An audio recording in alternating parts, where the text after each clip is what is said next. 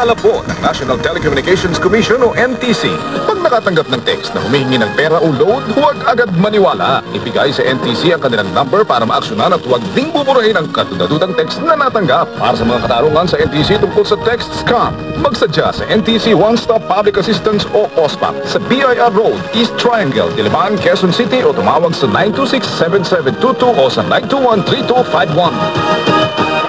This is a gender and development project of the National Telecommunications Commission. May kwento ka ba ng pag-ibig, pamilya o buhay na puno ng aral at inspirasyon? Dito sa Dear Ate CJ, may makikinig, may magpapayo at may kasamang tatawa at iiyak sa iyong kwento.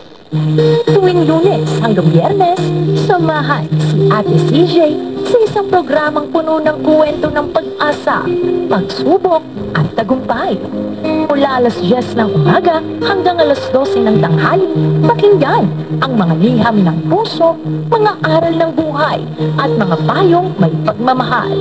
Dito lang sa Newsline Central Luzon 103.1 FM dahil sa Dear Ate CJ. Bida ang kwento mo. Newsline 103.1 FM, where the action is.